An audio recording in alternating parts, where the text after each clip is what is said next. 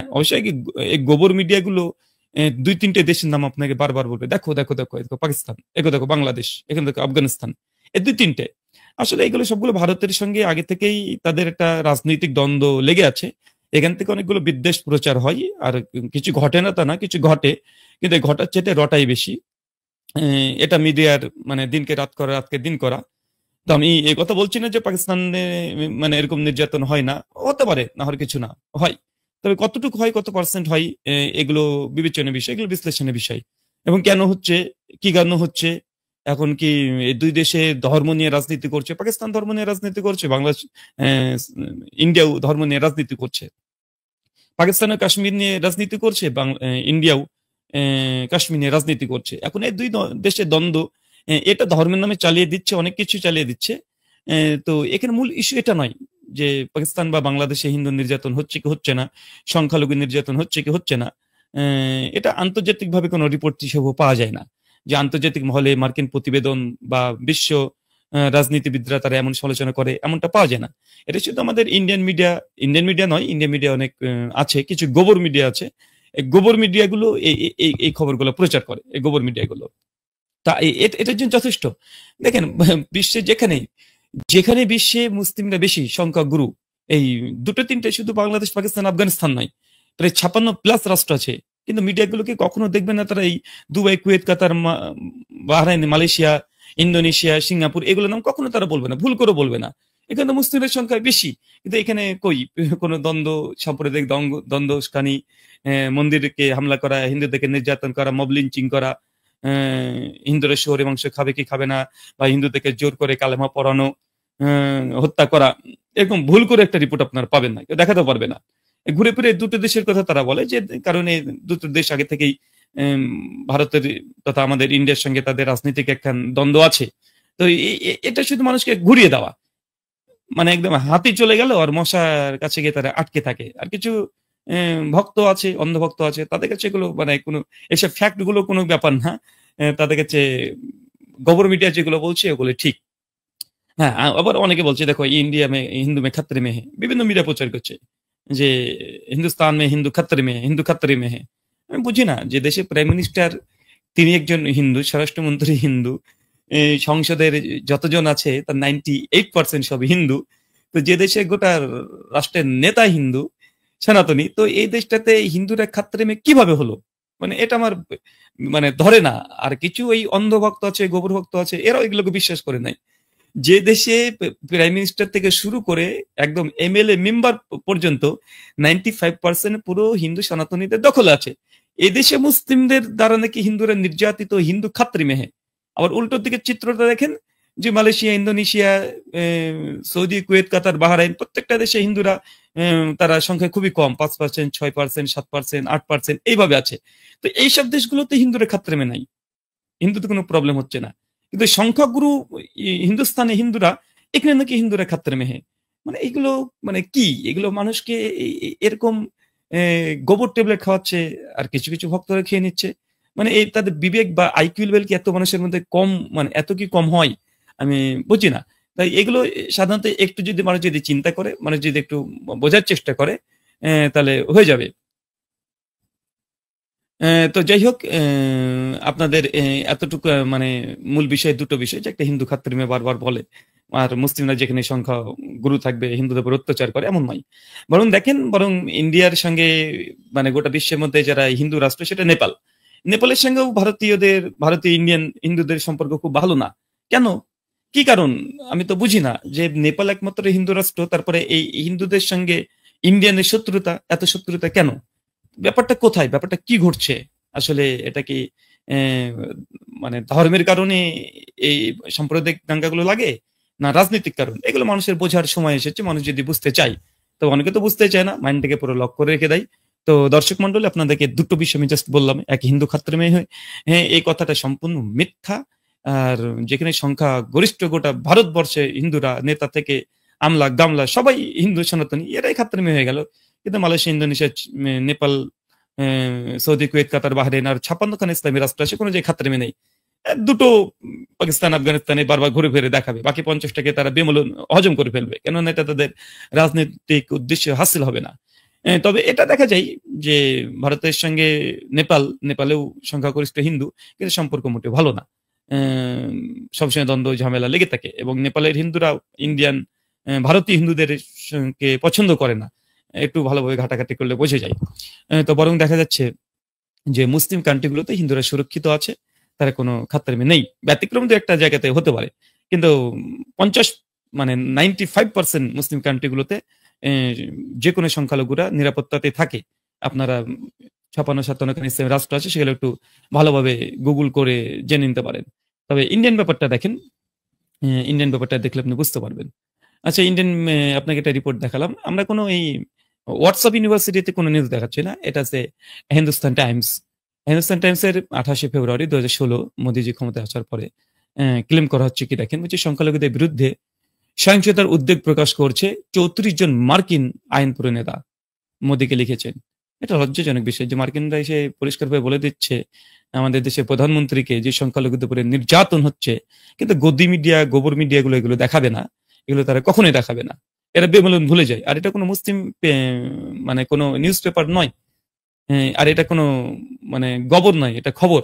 এটা গবরের মধ্যে আর খবরের মধ্যে পার্থক্য করতে হবে আপনাদেরকে। এটা হচ্ছে হিন্দুস্তান টাইমস। এটা কোনো মুসলিমদেরও না। এটা একদম পরিষ্কারভাবে আপনারা সকলে জানেন। চলেন আরো কিছু রিপোর্ট দেখে নিই। এটা দেখেন ১৩ই অক্টোবর, ১৩ই সেপ্টেম্বর ২০১৮ তে এখানে আসছে কি বিজেপি নেতারা সংখ্যালঘুদেরকে লক্ষ্য করে সহিংসতা অবদান রাখে জাতিসংঘ মানবাধিকারের বিশেষজ্ঞরা এ দাবি করছে। দেখেন ইন্ডিয়ান টুডে, এগুলো হচ্ছে গবর নয়, এগুলো হচ্ছে খবর। কিন্তু এই খবরগুলো আপনারা গদি মিডিয়াতে, গবর মিডিয়াগুলোতে কখনো দেখতে পাবেন না। চলেন আরেকটা রিপোর্ট দেখাই। দেখেন সিআইএ ওয়ার্ল্ড ফ্যাক্ট বুকে কি বলছে যে ধর্মীয় জঙ্গি সংগঠন ভিএসপি এবং বজরং দলকে তালিকাভুক্ত করেছে। সবসময় ইসলামী সন্ত্রাসবাদ, ইসলামী সন্ত্রাসবাদ এগুলো করে মানে মানে মিডিয়াগুলো, গবর মিডিয়াগুলো খুব চিৎকার মারে। তো মুসলিমেরা তো আইএসএস কে থেকে শুরু করে আল কায়দা পর্যন্ত সকলকে, ভারতের দারুল উলুম দেওবন্দের ফতোয়া আছে এরা জঙ্গি সংগঠন, সৌদি আরবের ফতোয়া আছে জঙ্গি সংগঠন, মালয়েশিয়ার ফতোয়া আছে এরা জঙ্গি সংগঠন, ইন্দোনেশিয়ার ফতোয়া আছে, মিশরের ফতোয়া আছে।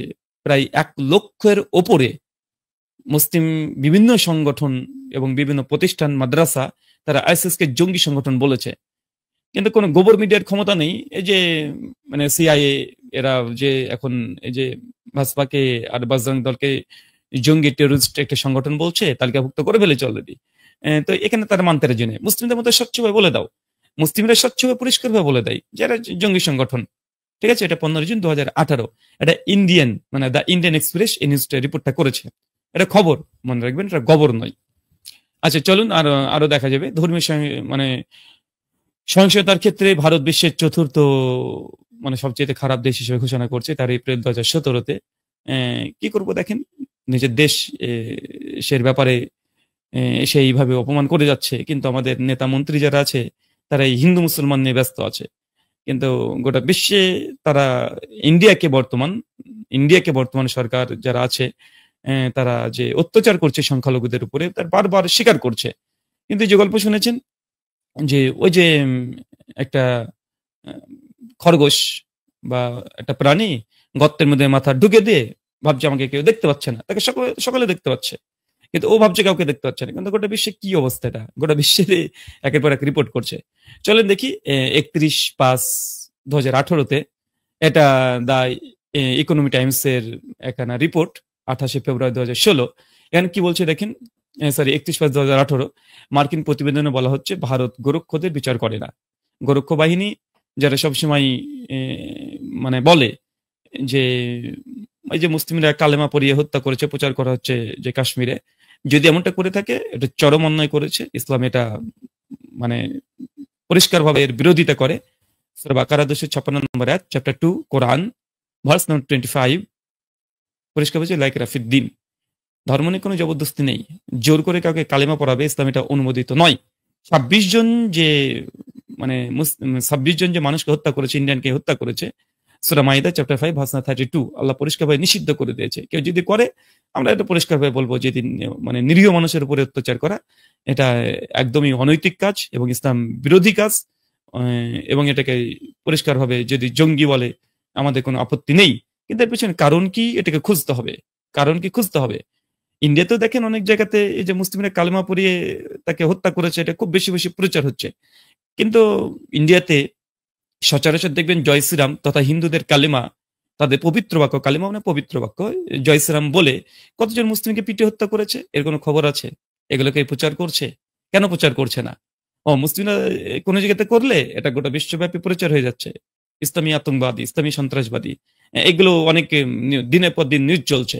কিন্তু ইন্ডিয়ান মিডিয়াগুলো যখন দেখছে ইন্ডিয়াতে বিভিন্ন রাজনৈতিক দল, বিভিন্ন হিন্দুরা মুসলিমদের উপরে অত্যাচার করছে, তাদের জয় শ্রীরাম ধ্বনি বলতে বলছে, বা ভারত মাতাকে জয় এটা বলতে বলে বলছে না, তার জন্য তাকে পিটিয়ে হত্যা করছে, গণহত্যা করছে, মব লিঞ্চিং করছে, শত রিপোর্ট একটু গুগল করলে আপনারা পেয়ে যাবেন। তো এটা তো হিন্দুরা তাদের কালেমা পড়াচ্ছে মুসলিমদেরকে। তো শুরুটা কারা করছে এগুলো দেখা উচিত। সরকার দেখা উচিত এই হিন্দু মুসলমান এই গেম না খেলে এটাকে দেশটাকে ভালোভাবে পরিচালনা করা উচিত এবং সমস্যা কোথায় সেই সমস্যাগুলো বের করা উচিত। চলেন এখানে দেখেন কি বলছে। এখানে একটা রিপোর্ট দেখেন, এটা হিন্দুস্তান টাইমস 28 অক্টোবর 2016 একটা রিপোর্ট। কি বলছে দেখেন, আমি জাস্ট এটা বলি যে মঙ্গলবার হিন্দুরা সাধারণত চুল কেটে মানে কাটে না। তো মুসলিমদের দোকান ছিল, একটা সেলুনের দোকান আছে, তো সে মুসলিমদেরকে হিন্দুরা নিষেধ করেছে আজকে মঙ্গলবার, আজকে কাটবে না। তো এই নিয়ে দাঙ্গা শুরু করে দিয়েছে হিন্দুরা। একটা ছোট্ট বিষয়, ভাই তোমার ধর্ম তুমি পালন করবে ঠিক আছে, তোমার ধর্ম তুমি পালন করবে, তুমি মঙ্গলবারের চুল কাটবে না বা আর কি কাটবে না সেটা তোমার ব্যাপার। তো মুসলিম একটা দোকান আছে, তার তো মঙ্গলবার নিষিদ্ধ না, এখানে জোর করে তাকে চুল কাটা দোকান বন্ধ করানো, এটা জঙ্গি না, এটা সন্ত্রাসবাদী না, এটা আতঙ্কবাদী না, এরা হচ্ছে দেশভক্ত, এরা হচ্ছে দেশভক্ত, এরা অনেক বড় দেশভক্ত। এগুলো এই গোবর মিডিয়াগুলো এই খবরগুলোকে কভারেজ করবে না। এটা হিন্দুস্তান টাইমের খবর। চলেন আপনাকে আরেকটা রিপোর্ট দেখাই। মুর্শিদাবাদ থেকে নাকি বলছে বারবার নাকি হিন্দুরা পালিয়ে এসেছে, অনেক প্রচার করছে। দু একটা ঘটনা, বিচ্ছিন্ন ঘটনা, পরিকল্পিত সাজানো গোছানো ঘটনা, এটা পরবর্তী সময়তে বিভিন্ন গ্রাউন্ড রিপোর্ট যারা করেছে তারা এগুলোকে মানে এক্সপোজ করে দিয়েছে। চলেন আমি একটু খবর দেখিয়ে আসি। দেখেন এটা হচ্ছে দ্য ইন্ডিয়ান এক্সপ্রেস, এটা যে 12 অক্টোবর 2016। দেখেন হরিদ্দায় যে ঋষিকেশের 70টি মুসলিম পরিবার পালিয়ে গেছে। কেন? বজরং দল যারা আছে এটা মুসলিমদের দোকান ভাঙচুরও করেছে। এখানে এই ঋষিকেশে, হরিদ্বারের যে ঋষিকেশ আছে, 70টা মুসলিম পরিবার পালিয়ে গেছে, থাকতে পারেনি, হিন্দুদের অত্যাচারে থাকতে পারেনি।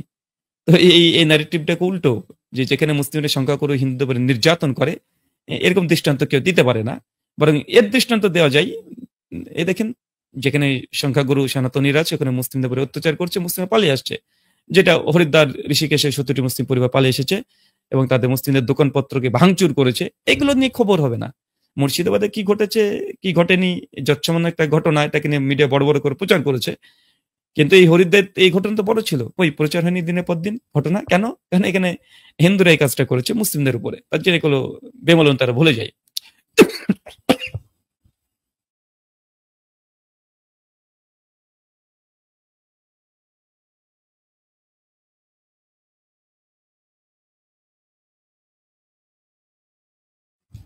সরি, দ্বিতীয় একটা রিপোর্ট আপনাদেরকে দেখাবো।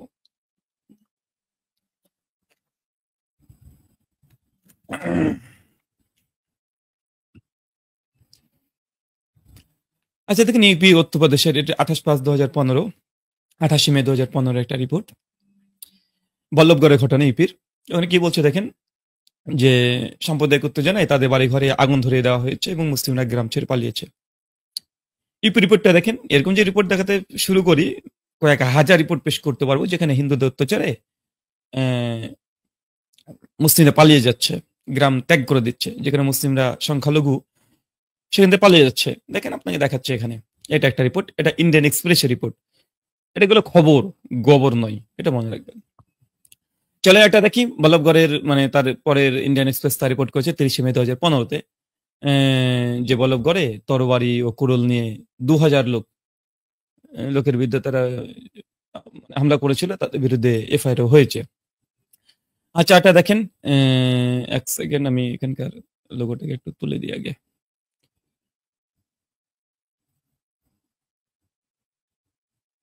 আচ্ছা এখানে কি দেখেন, ইউপি সম্বলে যে কিছুদিন আগে, এটা হচ্ছে 13 মে 2017-তে মুসলিমদের ঘর বাড়ি ভাঙা হয়েছিল, 9টি মুসলিম পরিবার উত্তরপ্রদেশে গ্রাম ছেড়ে চলে গেছে।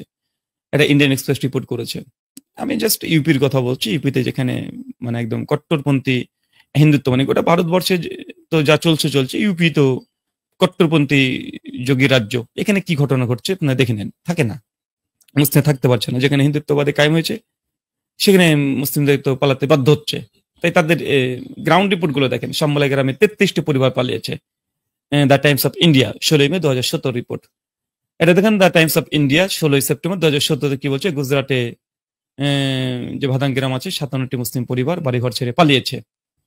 আচ্ছা দেখেন 27 এপ্রিল 2017 ওয়ার রিপোর্ট দেখেন, গুজরাটে ভাদাগাম গ্রাম ছেড়ে চলে যাচ্ছে সিন্ধু মুসলিম পরিবারগুলো তারা থাকতে পারছে না, তারা চলে যাচ্ছে। আচ্ছা দেখেন, এগুলো এগুলো কোনো মুসলিম নিউজ চ্যানেল না বা নিউজ কাটিং না, কোনো ফেক হোয়াটসঅ্যাপ ইউনিভার্সিটি থেকে নেওয়া না, এটা আপনারা সরাসরি এখন চেক করতে পারেন। যেখানে উত্তরপ্রদেশে হাপুর জেলায় উপপায়িত গ্রাম থেকে 7 পরিবারের 40 জন মুসলিম পালিয়ে গেছে, থাকতে পারছে না অত্যাচারে।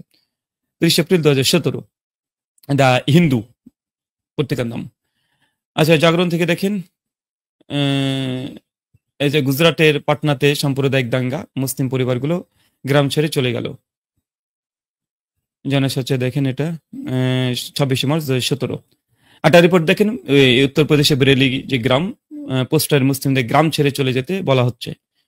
হিন্দু দাদারা তারা পোস্টার পেয়ে তারা বলছে যে মুসলিমরা দেশ থেকে বেরিয়ে যাক। আর এগুলো তো সচরাচর সব জায়গাতে তারা বলতে থাকে যে মুসলিমরা দেশ থেকে বেরিয়ে যাক। আচ্ছা আরেকটা রিপোর্ট দেখেন, গুরগাঁও গ্রামে বাসায় থেকে মুসলিমদের পালাতে বাধ্য করা হচ্ছে। দা হিন্দু 16 নভেম্বর 2021 রিপোর্ট। আচ্ছা একটা দেখেন, দিল্লি সীমান্ত গুরগাঁও গ্রাম থেকে মুসলিম মাংস বিক্রেতাকে মারধর এবং সেই মুসলিম দোকানদার ব্যবসায়ী তিনি সেইখান থেকে ব্যবসা বন্ধ করে পালিয়ে গেছে। 16 আগস্ট 2024। আচ্ছা দেখেন, তেলগাঁয়ে 5 বছরের বয়সী মেয়েকে ধর্ষণের প্রতিবাদে দলিত পরিবারগুলো গ্রাম ছেড়ে চলে যাচ্ছে। শুধু যে মুসলিমরা এমন করছে তা নয়, মুসলিমদের উপরে এমন করছে তা নয়, হিন্দু যেসব নিম্ন বর্ণের দলিত এদের উপরে ব্রাহ্মণ্যবাদীরা এরকম অত্যাচার মানে করে চলেছে।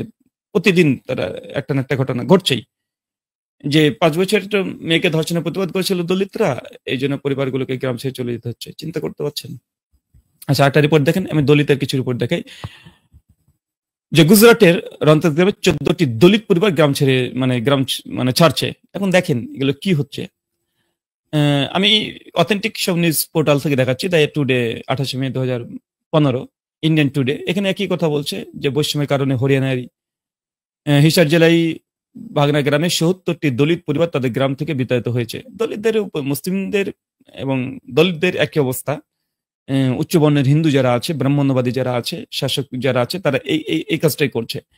আপনারা দেখছেন এখন যে বর্তমান প্রেক্ষাপটে বারবার হিন্দু মুসলিম ইন্ডিয়াতে এটা চলছে।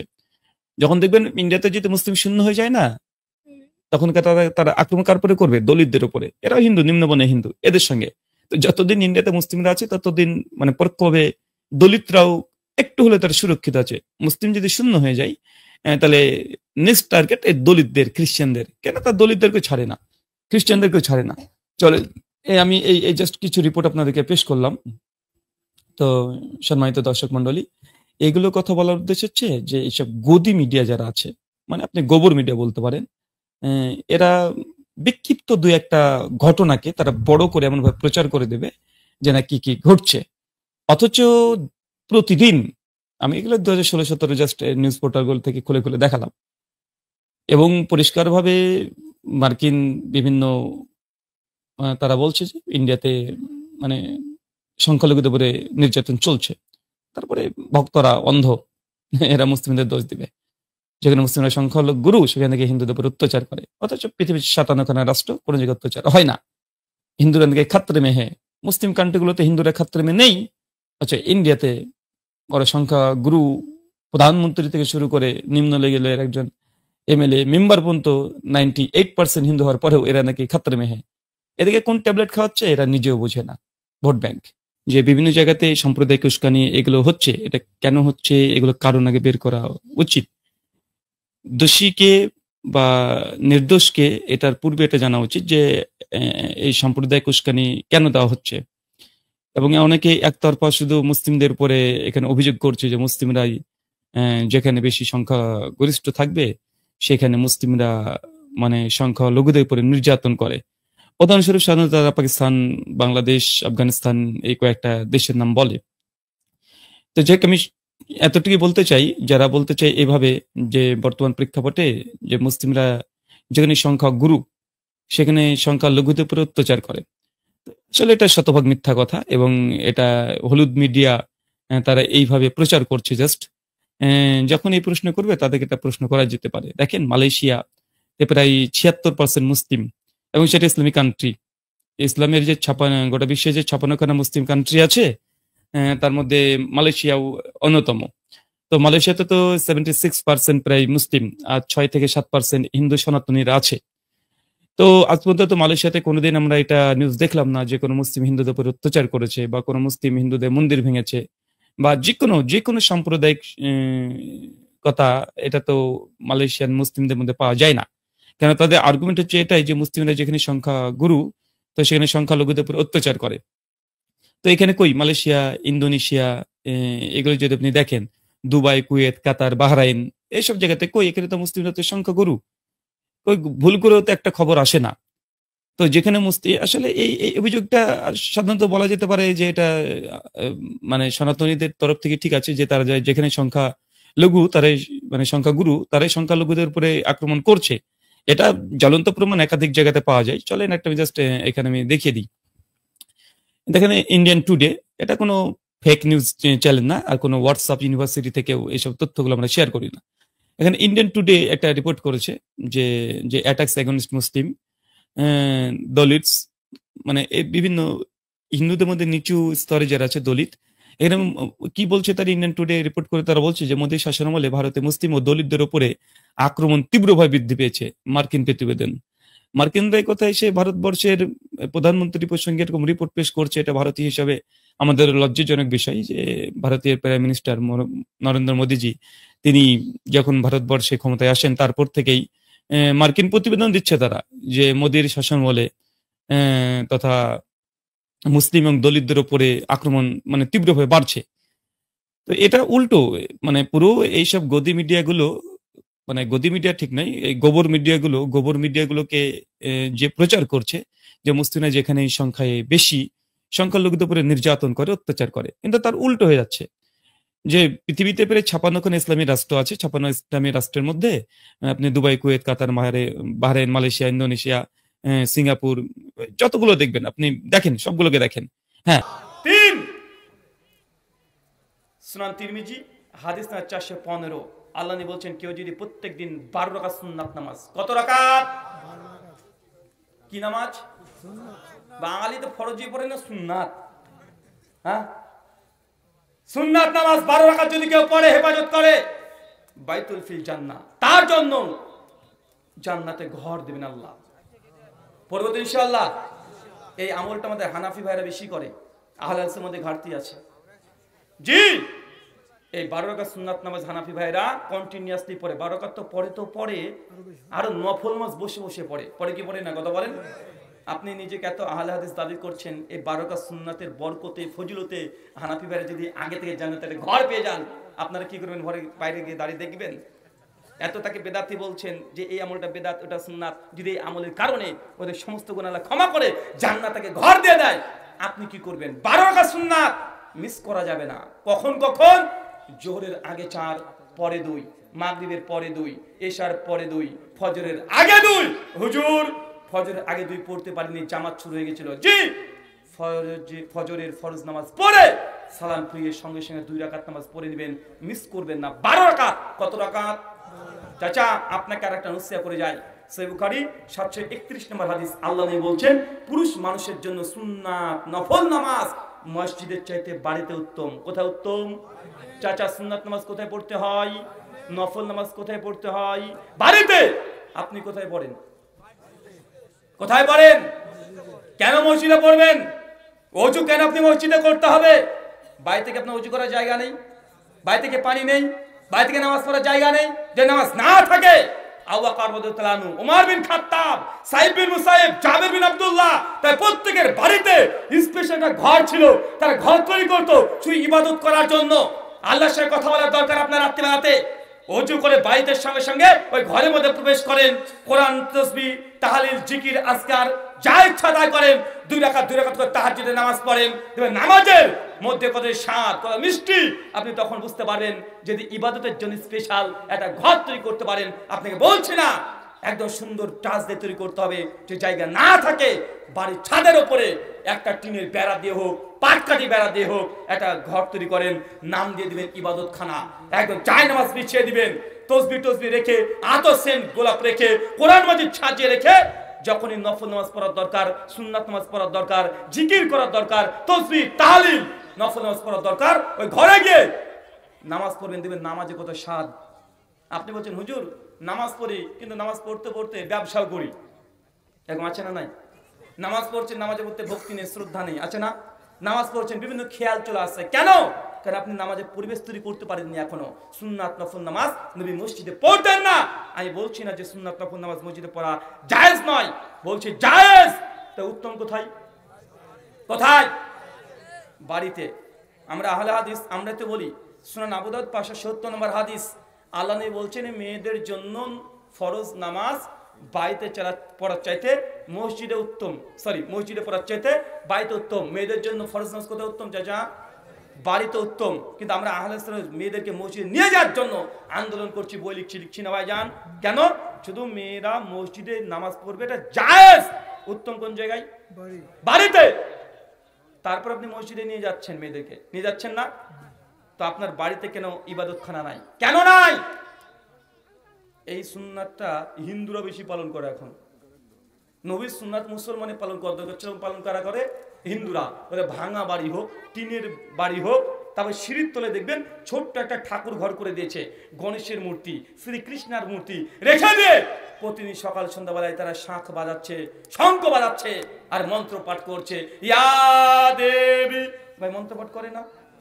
ওং ভূর্ভুবস্সুঃ তৎসবিতুর্বরেণ্যং ভর্গো দেবস্য ধীমহি ধিয়ো ন প্রচোদয়াৎ।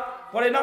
প্রতিদিন তা জিকির করছে, হরে কৃষ্ণ কৃষ্ণ কৃষ্ণ হরে হরে, হরে রাম রাম রাম হরে হরে। তাদের ঘরে একটা ঠাকুর ঘর আছে। মুসলমান, আপনার বাড়িতে আল্লাহর জন্য ইবাদত করার জন্য ঘর কোথায়? একটা ঘর আপনাকে স্পেশাল তৈরি করতে হবে। ভাঙা বেড়া দিয়ে হলেও, বারান্দায় হলেও ছোট্ট করে ঘর কোনাতে করে দিবেন। আপনার মেয়ে, স্ত্রী, বউ তার ওই ঘরে নামাজ পড়বে। কেন? মসজিদের চাইতে নফল ফরজ নামাজ মেয়েদের জন্য বাড়িতে উত্তম। তবে হ্যাঁ, জুমার দিন মেয়েরা বাড়িতে পড়বে না, জুমা মসজিদে গিয়ে পড়বে, এটা উত্তম।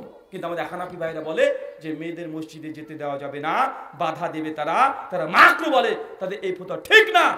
অবশ্যই মেয়েরা মসজিদে যেতে পারে, চাইলে যেতে পারে। কোথায় উত্তম? আল্লাহ নবী অনুমতি দিয়েছে, তুমি বাধ্যবাধীর কে? নবী জায়েজ করেছে, তুমি হারাম করার কে? তাই হাদিসে যতটুকু আছে ততটুকু বলতে হবে। নবী বলেছেন মেয়েদের 5 ওয়াক্ত নামাজ মসজিদে পড়ার চাইতে বাড়িতে উত্তম, অবশ্যই বাড়িতে উত্তম। তবে নবী মসজিদ যেতে নিষেধ করেনি, বরং বাধা দিতে নিষেধ করেছে। আপনি আমি বাধা দেওয়ার কে? কেন বাধা দেব? বাধা দেওয়া যাবে না। পুরুষদেরকেও বাড়িতে নামাজ পড়ার জন্য একটা ঘর তৈরি করতে হবে। করবো তো ইনশাআল্লাহ। চাচা 3 নম্বর আমলটা কি বললাম? 12 রাকাত সুন্নাত চলবে তো ইনশাআল্লাহ। 4 সুনান তিরমিজি 478 নম্বর হাদিস, আল্লাহ নবী বলেন কেউ যদি ফজরের নামাজ পড়েছে, জায়নামাজে বসে আছে, অপ্রাসঙ্গিক কোনো কথা বলেনি, সূর্য উদিত হয়েছে ততক্ষণ তসবিহ তাহলিল জিকির আজকার কোরআন পাঠ এগুলো করতে থেকেছে, অপ্রাসঙ্গিক কোনো কথা বলেনি, সূর্য উদিত হয়েছে, এই নামাজকে কি নামাজ বলে? চাস্তির নামাজ। কেউ যদি 4 রাকাত পড়ে, কয় রাকাত? 4 রাকাত। নবী বলছেন বাইতুল ফিল জান্নাহ, তার জন্য জান্নাতে ঘর আছে। চাচা ফজরের নামাজ তো আপনি ঠিকই পড়েন জামাতে, কিন্তু নামাজ শেষ করে আপনি চায়ের দোকানে গিয়ে বসে হাকিমপুরি জর্দা দিয়ে পান খাচ্ছেন, জান্নাতে ঘর হবে? আচ্ছা না, কথা বলেন। আর একদম রাজনীতি কিভাবে হাসিনা পালিয়েছে সব চাচার মুখস্থ, একদম সব মুখস্থ। ওই ইতিহাস, জীবন বিজ্ঞান, ভৌত বিজ্ঞান সব চাচা পণ্ডিত, বড় রাজনীতিবিদ। আচ্ছা না, কথা বলেন। কোন হুজুর কি করলো, কে কি করলো, সব চলছে। অথচ ওই সময়টা যদি মসজিদে বসে থাকতো, তসবিহ তাহলিল জিকির আজকার কোরআন পাঠ, তাহলে সূর্য উদয় হওয়ার সঙ্গে সঙ্গে 4 রাকাত নামাজ পড়তো, তার জন্য একটা জান্নাতে ঘর আল্লাহ রেডি করে রেখে দিতেন। কিন্তু এটা না করে দোকানে গিয়ে আমরা পণ্ডিতগিরি করছি। আছে না নাই? আছে। 5 নাম্বার আমল, এই আমলটা আহলে হাদিসরাই করে, এখানে হানাফি ভাইরা ঠকে গিয়েছে, ভুল বুঝেছে হানাফি ভাইরা। মুসনাদ আহমদ হাদিস 16103 আল্লাহ নবী বলছেন তুমি যখন নামাজে দাঁড়াবে কাদের সঙ্গে কাঁধ, পায়ের সঙ্গে পা লাগিয়ে দাঁড়াও। সুনান আবু দাউদ 666 নম্বর হাদিস, তোমাদের দুজনের মধ্যে ফাঁকা বন্ধ রাখো, আমি দেখছি মাঝখান দিয়ে শয়তান ঢুকছে, কাঁধ সোজা করে দাঁড়াও। মুসনাদ আহমদ 16103 নম্বর হাদিস আল্লাহ নবী বলছেন যে কাতারে কাঁধের সঙ্গে কাঁধ, পায়ের সঙ্গে পা লাগিয়ে সোজা করে দাঁড়াবে, আল্লাহ নবী বলছেন বাইতুল ফিল জান্নাহ, তার জন্য আমি জান্নাতে ঘর দিয়ে দেবো। এমনটা কারা করে? এমনটা কে করে? এটা আহলে হাদিসরাই করে। আলহামদুলিল্লাহ, এই আমলটা শুধু আহলে হাদিসের মধ্যে দেখা যায়, হানাফি ভাইরা এমনটা করতে চায় না। আমার জানা মতে ইমাম আবু হানিফা রাহিমাহুল্লাহ কোন জায়গায় বলেনি যে 4 ইঞ্চি ফাঁকা দিয়ে কাতারে দাঁড় করাতে হবে। একটা সহিহ তো দূরের কথা, জয়ীফ তো দূরের কথা, যার কোনো হাদিসও নেই, এমনকি ইমাম আবু হানিফা রাহিমাহুল্লাহর কোনো ফতোয়াও নেই। আমার জানা মতে হানাফিদের বড় বড় ফতোয়ার গ্রন্থ